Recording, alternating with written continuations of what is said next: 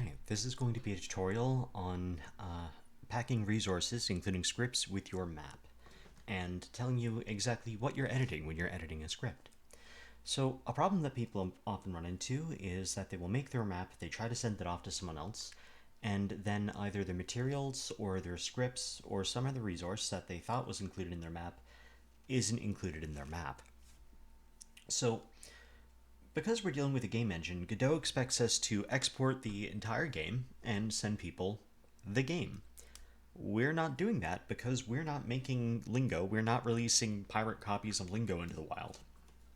We are simply making individual maps, so we are abusing some Godot features. So to understand exactly what we're abusing, we'll have to go into a random node. So let's say I go into this node I have here, which has a script attached.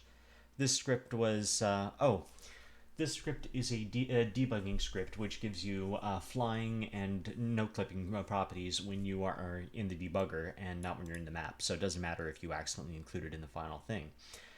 So now that I've made this script, if it's not in the repo, it's not going to be in the base version of the game, so this script won't be available to players, and my map will crash if it's in there and not...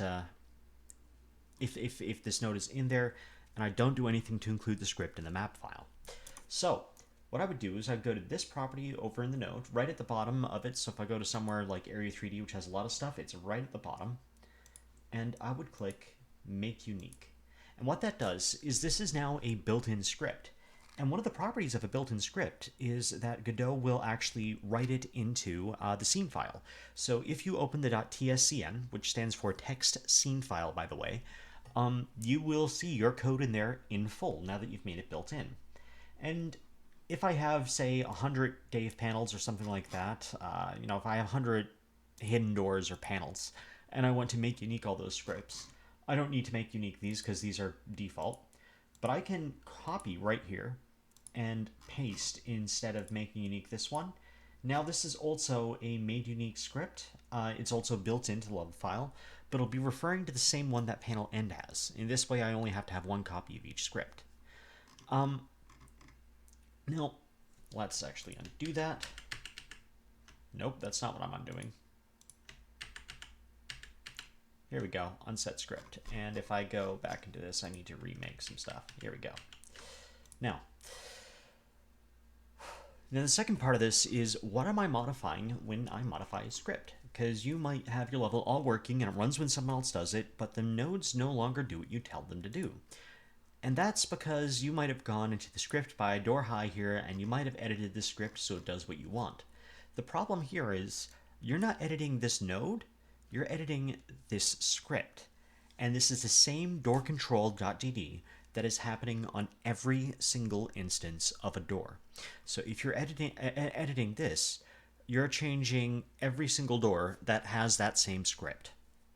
Always. There's no, unless you've made it unique, and you haven't copy-pasted it to anywhere, so it's only being referenced to this one, then this will be changing every script.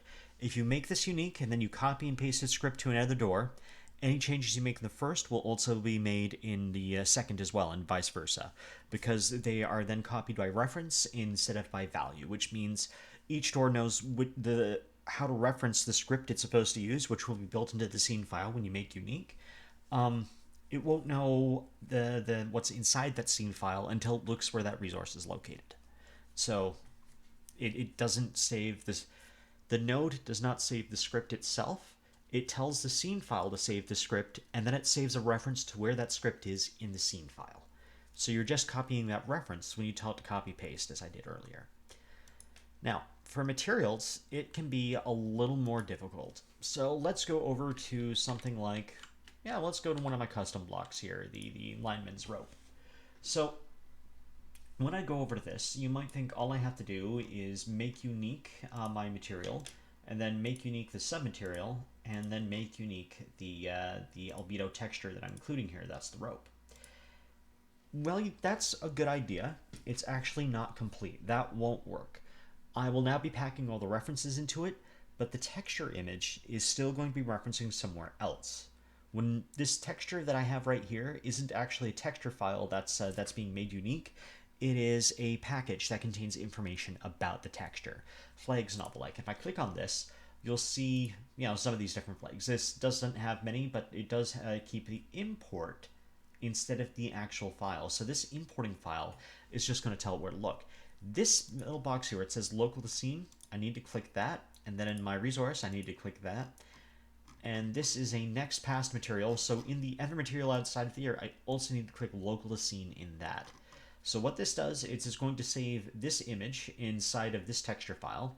This texture file has been made unique, and this is made local, so it's going to save everything inside of here, including the image now, inside of this material, and this material has been made unique. So this material that's been made unique is going to be stored in the scene file. But then then is going to be stored to local in this material, which I've then made unique, so it will be included in the scene file. So you do have some recursive dependencies there sometimes. And that's essentially how we abuse the system to pack everything with our map. We can do this with scripts, we can do this with materials, we can do this with mesh libs, we can do this with a lot of things. As you might have noticed from my video on fonts, you cannot do that with fonts, which is why I have a separate video detailing how to pack those with your maps. I think that's about it that I need to cover for this video. That's right, there's one other thing I wanted to cover about how do I check if I have all the right resources in my map file. So there are two ways to do it, and one of them is a lot more trouble than the other. The way I will recommend is that you keep a separate Lingo main folder, such as all the ones I have here. Actually, all the ones I have here too, so you can just see exactly how many times I've made backups or different Lingo things, and I need a better naming system. So what I do is I just grab a clean copy of the repo, copy it over to my folder here, and I drop my scene in with, well, hopefully nothing, because everything should be packed into the scene. And then when I load up the scene, Godot can tell me, actually, you have this many dependencies that you haven't fixed. And that tells me exactly what I still need to make unique into the map. Then I can, include those in my thing, send it over, and try again. This can take several passes, because sometimes I'll forget to include, say, a node that can, I'll forget to include a packed scene, but then that packed scene will need a script, and that won't be obvious from the first fixed dependencies. That the Godot will have no way of knowing that it requires a script if it doesn't have the packed scene to compare it to, and so on and so forth. And once you pass all of those, it should always run in the game. But if it doesn't, then you need to open up your Lingo Maps file. Just a second, I need to go open that. Alright, now that you are in your maps file, sorry, this is your Lingo file, so this is where you put your maps normally, all of the maps that you get from other people and want to put in there. This logs is where you would look if something goes wrong. So if your map doesn't load in someone else's Godot or in your own Godot, or like if it stays on the loading screen forever, or if it crashes, these would be the logs that you open up to look at what's happening there. And so sometimes you'll get errors that don't really mean a lot. This one just means that the auto splitter isn't working, which is alright because it's a custom map and the auto splitter wouldn't work for a custom map anyways. But other times it'll be telling you, hey, I am missing a scene, or hey, there is some resource that I can't import. So this would be when you go to look for that. This is actually less helpful than the dependencies aid that Godot also gives you. So I would recommend trying to load it up in a clean copy of the Godot repo first, before you, of the Lingo repo first, before you go looking in the logs here. These are not going to be anywhere near as helpful. And that's your brief introduction on how to pack resources.